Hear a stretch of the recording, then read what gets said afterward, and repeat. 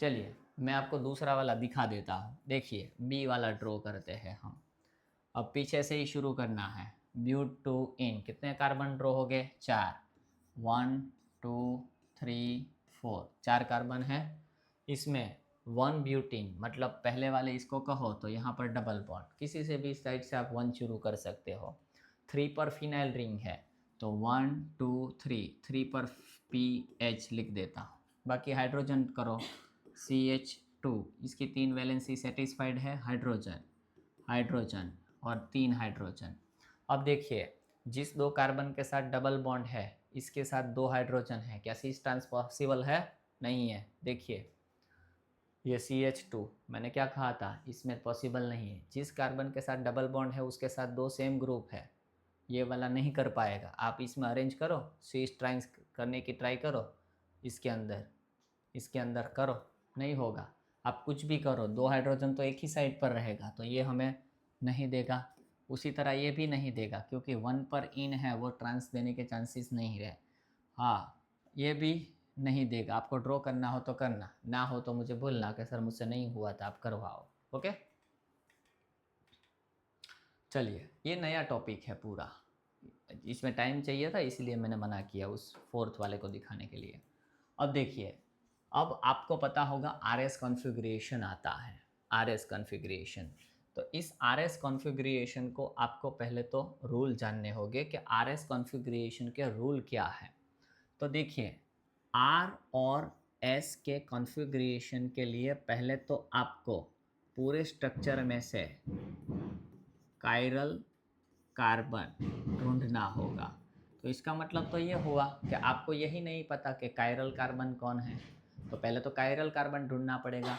अभी के लिए फ़िलहाल इतना याद रखो, कायरल कार्बन मतलब क्या? जिस कार्बन के साथ चारों ग्रुप या तो एटम अलग अलग हो उसे कायरल कह सकते हैं। जैसे कि मैं दो दो एग्जांपल यहाँ पर ड्रॉ करूँ, ये HCl CH3। अब देखिए इस वाले कार्बन के साथ 2 अलग, तीसरे 2 में 2 सेम है तो ये कायरल नहीं है।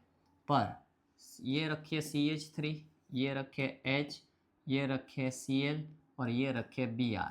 तो यहाँ देखिए इस वाले कार्बन के साथ चारों के चारों क्या है? डिफरेंट है। तो ये वाला जो कार्बन है वो क्या है? हमारा कायरल है। तो सबसे पहले तो आपको कायरल कार्बन ढूंढना है, मतलब कायरल कार्बन हो तभी आपको RS नोमेनक्लेचर के अंदर उसके अंदर जाना है। अब क्या करना है? सबसे पहले आपको प्रायोरिटी देनी पड़ेगी। प्रायोरिटी का मतलब क्या है?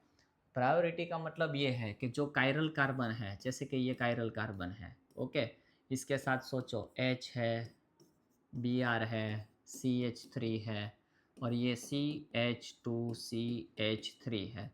तो ये कायरल कार्बन है। इस कायरल कार्बन को जो 4 ग्रुप लगे हैं ना, या तो 4 एटम लगे हैं ना, उसको हमें नंबर देना है 1 2 3 4, ऐसे 4 नंबर देने हैं। अब ये 4 नंबर आपको कैसे देने हैं? तो देखिए किस हिसाब से, किस रूल के हिसाब से जाना है। तो सबसे पहला रूल ये कहता है कि आपको देखना है एटॉमिक नंबर।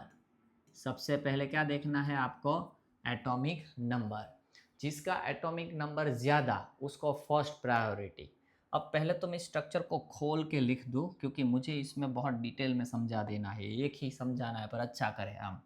तो देखिए ये तो Br है, इसे नहीं खोल पाएंगे। ये H है, इसे भी नहीं खोल पाएंगे। ये CH3 मतलब HHH, इस वाले के साथ 2 H है, CH2 है, इसके साथ 3 हाइड्रोजन है। ओके, कायरल तो हमारा यही वाला है। अब मैंने क्या कहा, हम प्रायोरिटी देने जा रहे हैं 1 2 3 4। कैसे देनी है प्रायोरिटी? तो जिसकी एटॉमिक नंबर ज़्यादा उसको फर्स्ट प्रायोरिटी। अब देखिए ये है हाइड्रोजन, इसका एटॉमिक नंबर कितना है? तो 1। ये है ब्रोमीन, ब्रोमीन की एटॉमिक नंबर अगर आप करके चलो तो करीबन करीबन 50 के आसपास है, एग्जैक्टली तो मैं भूल चुका हूँ।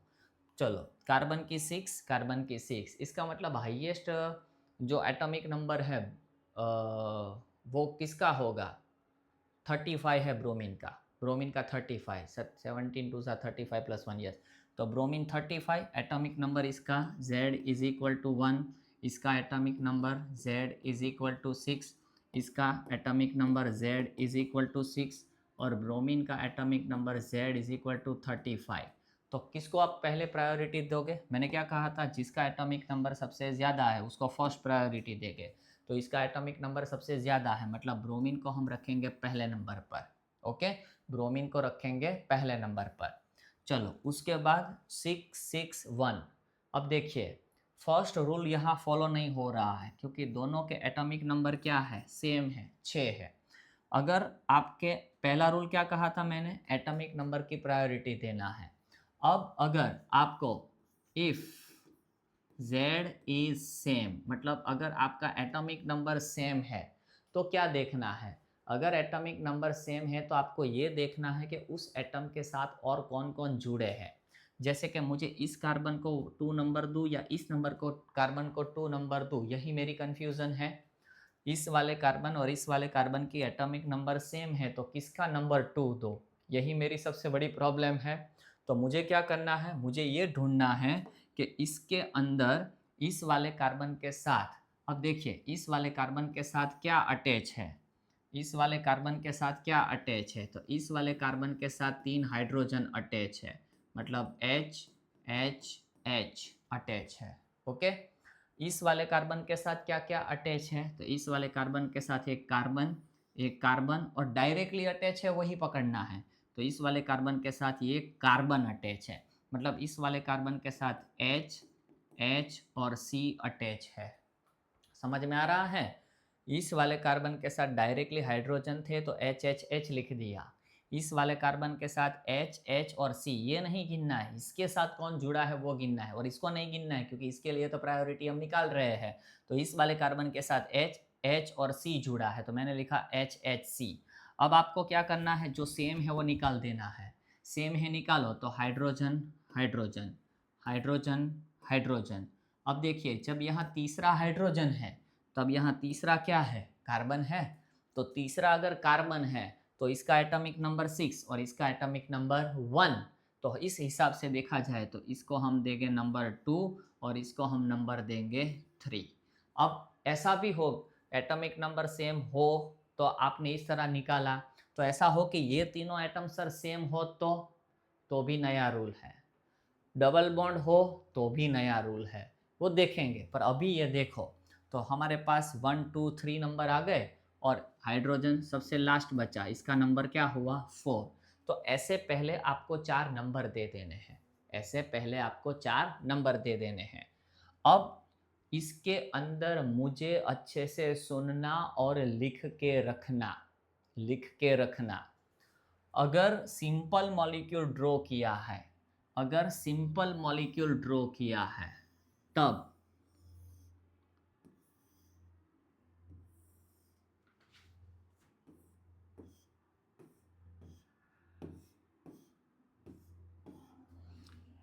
अब मैं आपको क्या बताने जा रहा हूं, अच्छे से सुनना इसको।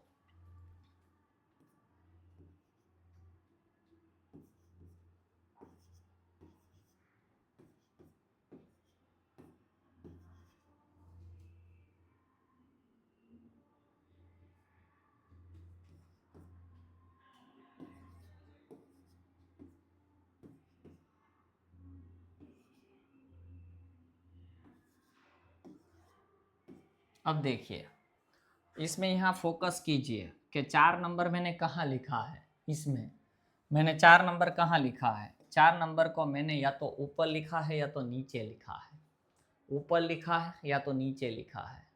अब आपको क्या करना है, जब ऐसी कंडीशन हो तब पहले तो 4 नंबर को भूल जाओ, 4 को छुपा दो, 4 को छुपा दो तो 1 2 3 कैसे बनता है, तो यहाँ 1 यहाँ 2 यहाँ 3, मतलब इस तरह जा रहे हो। इस तरह मतलब क्या जा रहे हो, एंटी क्लॉकवाइज जा रहे हो। तो इसको हम कहेंगे एस कॉन्फ़िगरेशन।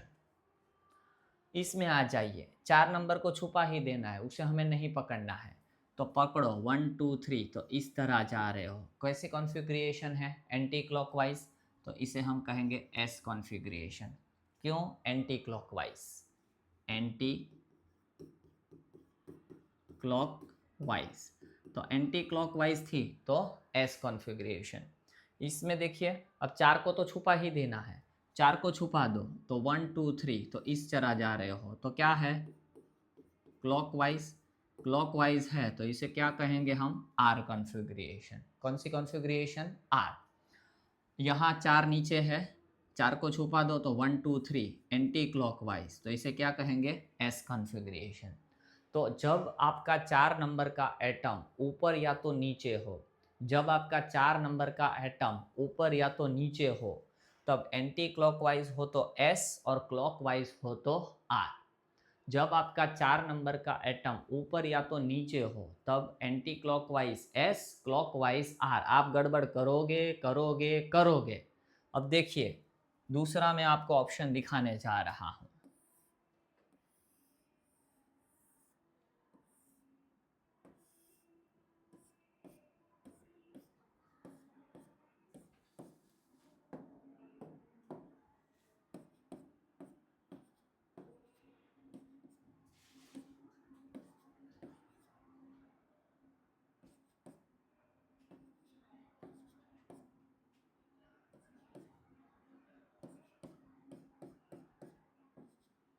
अब देखिए इसके अंदर आपको दिख रहा होगा 4 कहाँ लिखा है, इस वाले, है ना, 4 यहाँ है। इसे गुजराती भाषा में याद रखना कि आडो फाइटो, तो ही याद रखोगे, नहीं तो भूल जाओगे। अब देखिए 4 नंबर को तो भूल ही जाना है। अब क्या है 1 2 3, तो 1 2 3 मतलब क्लॉकवाइज है। क्लॉकवाइज मतलब मैंने क्या कहा था, आर। क्लॉकवाइज मतलब मैंने क्या कहा था, आर। पर कब, जब 4 ऊपर या तो नीचे हो तब। इसमें, अब इसमें तो 4 कहाँ है, ऊपर नीचे नहीं है ना, तो इसका मतलब ये आर नहीं, इसे हम कहेंगे एस। इसीलिए कहा था कि ये आप भूल करोगे।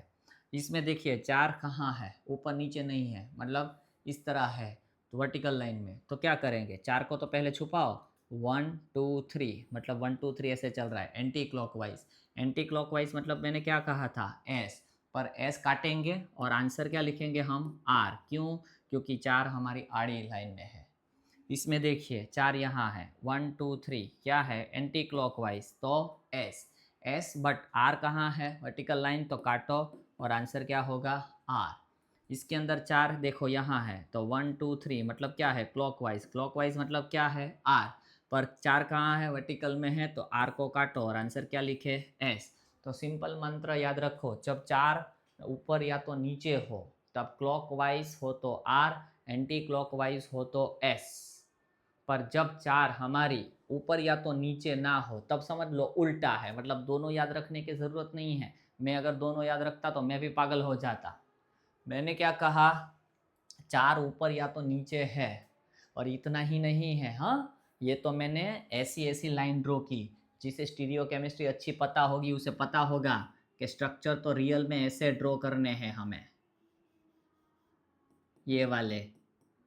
इसमें आर एस निकालना है, इसमें आर एस निकालना है और उसका पूरा लेक्चर लूँगा। पर अभी मुझे सिंपल पर जाना है। तो सिंपल पर क्या याद रखो, अगर 4 नंबर ऊपर या तो नीचे हो, clockwise R, anti clockwise S. फिर इसका उल्टा समझ लो कि 4 ऊपर नीचे नहीं है तो फिर उल्टा कर दे। इसलिए याद एक ही रखो, जब दो अपोजिट हो ना तब दोनों मत याद रखो, एक ही याद रखो, clockwise R, anti clockwise S. पर कब, जब 4 ऊपर या तो नीचे हो तब। अब देखिए इसके अंदर खेल देखिए, 4 को छुपा देना है, छुपा दिया। 4 को छुपाने से 1 यहाँ है, 2 यहाँ है, 3 यहाँ है, मतलब इस तरह चलोगे। मतलब कैसे चलोगे, एंटी क्लॉकवाइज। और एंटी क्लॉकवाइज मतलब क्या होगा, एस। पर मैंने रूल क्या बताया आपको, 4 कहाँ है, ऊपर नीचे है नहीं है, 4 ये देखो यहाँ है ना।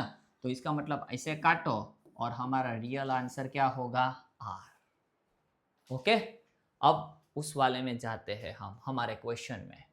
अब देखिए क्या है, CH3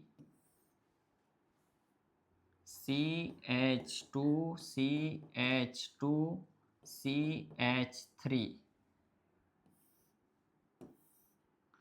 H Br Br और H। इसके शॉर्टकट है पर मैं पढ़ाऊंगा नहीं, आप फिर पढ़ोगे नहीं।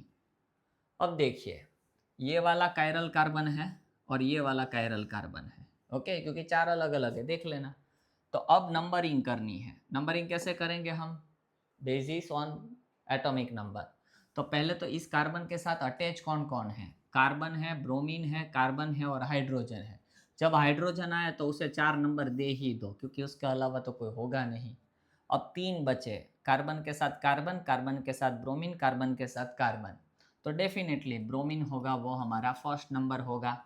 अब ये दोनों बचे, तो इन दोनों में से किसको फर्स्ट और किसको सेकंड दे, सॉरी किसको सेकंड और किसको थर्ड दे? तो मैंने क्या कहा था, इसके साथ देखो पहले कौन अटैच है, तो H H H 3 hydrogen attach है, इसको प्रायोरिटी देनी है। तब इसके साथ कौन अटैच है, तो एक है H, एक है Br और एक है C। एक है H, एक है Br, एक है C। आप एक H काट सकते हो, बाकी तो यहाँ H और यहाँ क्या आ गया, Br। इसका मतलब इसकी प्रायोरिटी होगी सेकेंड और इसकी प्रायोरिटी होगी थर्ड, है ना, यही प्रायोरिटी होगी। अब चलिए हमें डिसाइड करना है क्या, लॉक किया तो एंटी, 4 नंबर को छुपा देना है। 4 नंबर को छुपाने से क्या होगा, 4 नंबर को छुपाने से क्या होगा, तो ये 1, ये 2, ये 3, तो इस तरह जाओगे और इस तरह जाओगे मतलब क्लॉकवाइज, क्लॉकवाइज जाओगे मतलब क्या होगा, आर। पर 4 हमारा ऊपर नीचे नहीं है, इसीलिए आर को काटेंगे और आंसर क्या लिखेंगे हम, एस। और कार्बन एस। अब ये जो है ना, इसमें नंबरिंग करनी पड़ेगी, 1 2 3 4 5 6। ये नंबरिंग किस बेसिस पर की मैंने, ये किस नंबर के बेसिस की, IUPAC नॉमेनक्लेचर के हिसाब से की। तो 2 नंबर के कार्बन को हमने डिसाइड किया और वो S मिला, तो इसलिए ये हमारा आंसर होगा 2S। तो पहला 2S कहीं दिख रहा है, पहला 2S इसमें है, पहला 2S इसमें है, मतलब ये दोनों हमारे आंसर नहीं होंगे, है ना। तो हमारा आंसर या तो बी होगा या तो डी होगा। चलिए नीचे वाले में, हो सके तो मुझे इस वीडियो को स्टॉप करके अपने आप करने की ट्राई करो बेटा। हाँ चलो, इस वाले कार्बन के लिए प्रायोरिटी डिसाइड करनी है, तो पहले इसके साथ अटैच कौन कौन है, तो एक है हाइड्रोजन, एक है ब्रोमीन, एक है सी, एक है सी। तो ब्रोमीन को तो फर्स्ट, हाइड्रोजन को तो 4 दे ही देंगे हम, है ना। अब इसके साथ सी, और इस सी के साथ कौन अटैच है, इस सी के साथ तो एक H अटैच है, एक Br अटैच है और एक C अटैच है। और इस वाले के साथ कौन अटैच है, सॉरी इसको कहाँ गिनना, इसके लिए तो प्रायोरिटी डिसाइड कर रहे हैं, किसके लिए, इसके लिए नंबरिंग करनी है। तो इसके साथ कौन अटैच है, तो इसके साथ 2 हाइड्रोजन अटैच है और एक C अटैच है ना। तो अब देखिए, एक H काट दे, एक C काट दे, फिर भी यहाँ H है और यहाँ क्या है, Br। इसका मतलब क्या हुआ कि ये 1, ये 4, पर ये हो जाएगा 2 और ये हो जाएगा 3। ओके चलिए 4 को छुपा दो, तो 1 2 3, तो इस तरह आओगे। इस तरह मतलब क्या हुआ, क्लॉकवाइज, क्लॉकवाइज मतलब क्या होगा, आर। पर 4 हमारा ऊपर नीचे नहीं है, तो आर को काटो, S। और कौन से नंबर पर कार्बन कर गए, 3 पर गए, तो 3S और 3S, तो ये रहा 3S। तो आंसर हमारा क्या होगा, डी, ये नहीं होगा। ओके इजी है, आपको शायद थोड़ा ट्रबल इसलिए लगे क्योंकि आपने ऐसा पढ़ा हो ना पढ़ा हो, देखा हो ना देखा हो। ओके चलिए, the compounds X can be prepared by aldol condensation of which of the following starting materials। इसमें से कौन सा स्टार्टिंग मटेरियल होगा, तो प्रोडक्ट हमें ये मिलेगी और इतने अच्छे हैं, बोल दिया aldol कंडेंसेशन। मैं अभी भी कह रहा हूँ, अगर नहीं देखी है तो यूट्यूब पर जाओ, मैंने 2 लेक्चर्स अपलोड किए हैं aldol कंडेंसेशन के, पार्ट 1 पार्ट 2 देखो, बहुत अच्छे हैं और इससे आपकी aldol कंडेंसेशन क्लियर हो जाएगी। ओके अब देखिए हम क्या करें, है जगह रखी है मैंने। चलिए पहले ए से ही शुरू करना पड़ेगा, तो देखिए CH3C double bond O, CH2 4 time, फिर क्या होगा C double bond O, CH3। aldol condensation reaction होने की सबसे बड़ी वजह क्या है, because of alpha hydrogen aldol condensation reaction होती है। अब अल्फा कार्बन कैसे ढूंढना है हमें, तो जो कार्बन कार्बोनिल ग्रुप हो, उस कार्बोनिल ग्रुप की एडजेसेंट पोजीशन पर जो कार्बन होगा, मतलब ये CH3C double bond O, CH2 CH2 CH2 CH2 C double bond OCH3। तो अब देखिए आप, इसमें हमारे पास कितने कार्बोनिल ग्रुप है? दो, एक ये वाला और एक ये वाला। तो ये दो जो कार्बोनिल ग्रुप है, उस कार्बोनिल ग्रुप के साथ जो कार्बन अटैच है, कार्बोनिल ग्रुप के साथ जो कार्बन अटैच है, उस कार्बन को कहा जाता है अल्फा कार्बन। तो ये दोनों अल्फा कार्बन है। अब देखिए इस वाले कंपाउंड के अंदर कितने अल्फा कार्बन हैं? तो ये कार्बोनिल ग्रुप के ये वाला अल्फा कार्बन है, ये वाला अल्फा कार्बन है, ये वाला अल्फा कार्बन है और ये वाला अल्फा कार्बन है। तो कितने अल्फा कार्बन है? 4। इसमें दो ग्रुप सेम है, CH3 और CH2 सेम है। अब क्या होगा? अल्फा हाइड्रोजन पर से बेसिक मीडियम में रिएक्शन होगी, मतलब कौन सी? OH minus. और OH माइनस की प्रेजेंस में रिएक्शन होगी, और जो अल्फा हाइड्रोजन है वो बेटा एसिडिक होता है। तो एसिडिक होगा तो क्या होगा कि वहाँ से H प्लस के फॉर्म में से निकल जाएगा। देखिए मैं पूरी रिएक्शन आपको D2 टू D2 करवा देता हूँ।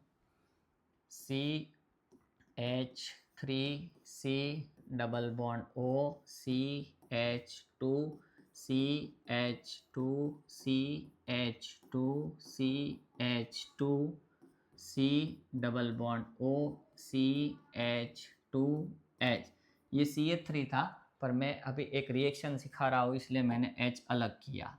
अब क्या होगा? बेसिक मीडियम के अंदर रिएक्शन होगी, OH माइनस की प्रेजेंस में ये रिएक्शन होगी। तो बेस क्या करेगा? एसिडिक प्रोटॉन पर अटैक करेगा। तो ये एसिडिक प्रोटॉन जो है वो पेयर ऑफ इलेक्ट्रॉन इस कार्बन पर रख के जाएगा।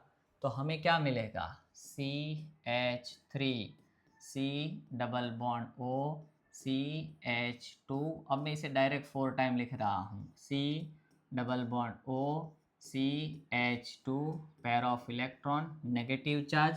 OH ने इस H पर अटैक किया, इसलिए यहाँ से रिलीज होगा -H2O। अब ये जो है वो कार्बन आयन स्टेबल है। क्यों स्टेबल है? क्योंकि इसके पास रेजोनेंस है। क्या होगा? ये पेयर ऑफ इलेक्ट्रॉन यहाँ जाए तो ये पेयर ऑफ इलेक्ट्रॉन यहाँ पर चली जाए, तो हमें रेजोनेंस से क्या मिलेगा? CH3 C double bond O CH2 4 time C single bond, negative charge, double bond CH2। देखो क्या हुआ? ये पेयर ऑफ इलेक्ट्रॉन यहाँ शिफ्ट हुए, ये यहाँ शिफ्ट हुआ, तो रेजोनेंस के कारण ये स्टेबलाइज है। अब हालांकि aldol कंडेंसेशन के अंदर मैंने जो वीडियो अपलोड की है उसमें दो अलग अलग मॉलिक्यूल के बीच में रिएक्शन हुई है। क्यों दो अलग अलग मॉलिक्यूल के बीच में रिएक्शन हुई है? तो रीज़न ये है कि वहाँ हमारे पास एक मॉलिक्यूल के अंदर एक ही कार्बोनिल ग्रुप था। पर हाँ, तू खाई ले हो बेटा, तू खाई ले, वेरी गुड। कप में लो, वेरी गुड। सॉरी। अब ये जो कार्बोनिल ग्रुप है, मैंने जो एग्जांपल दिए हैं यूट्यूब पर, उसमें क्या है कि उसके अंदर एक ही कार्बोनिल ग्रुप था, पर यहाँ हमें ऐसा मॉलिक्यूल दिया है जिसके अंदर दो मॉलिक्यूल है। तो वो मेरी जो रिएक्शन थी ना, वो इंटरमॉलिक्यूलर aldol कंडेंसेशन रिएक्शन थी। जबकि इसका हमें नाम देना है ना, तो इंट्रा molecular aldol condensation।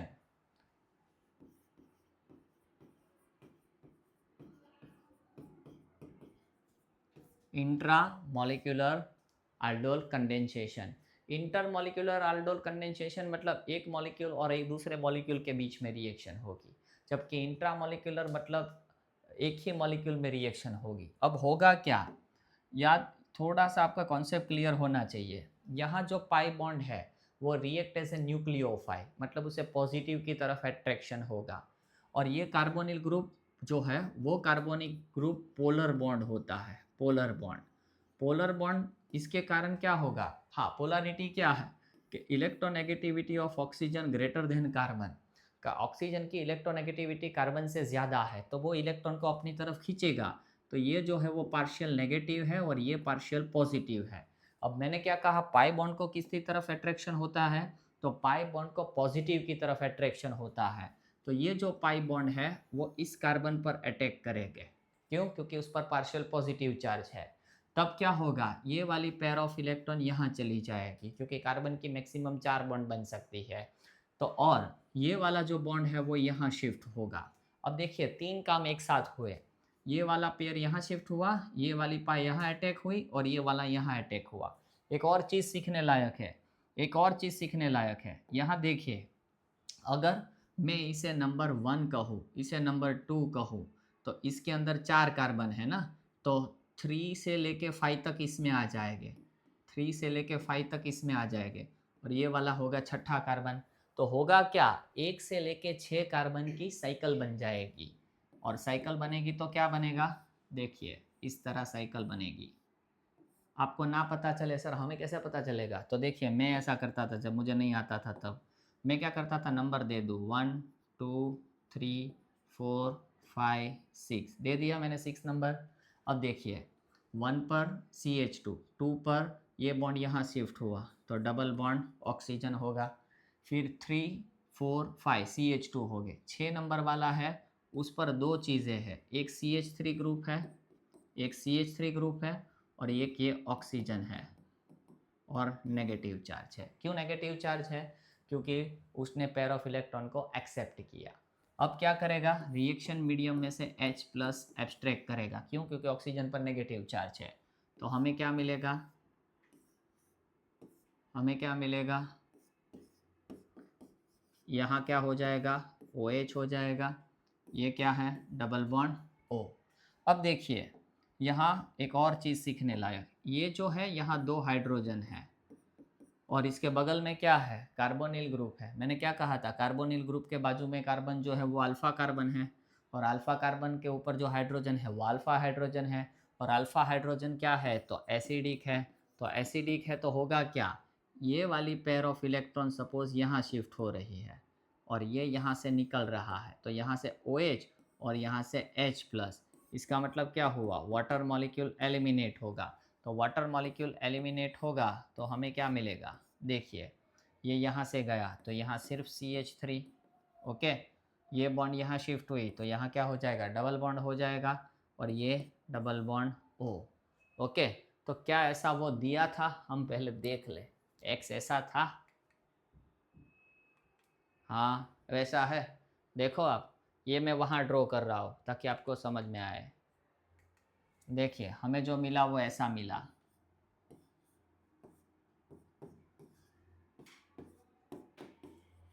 ऐसा मिला। देखिए CH3 के साथ C डबल बॉन्ड O, फिर उसके साथ कार्बोनिल और बाकी, है ना। तो पहले में ही आंसर मिल गया हमें, तो ये होगा हमारा आंसर, ओके। बाकी के ट्राई करना, मिलते तो है पर क्या मिलते हैं आपको, देखना चैलेंज मिलेगा इसमें, करना ये ट्राई करो, इससे प्रोडक्ट क्या क्या मिलेगी। आल्डोल वो है मैंने कह ही दिया है ना।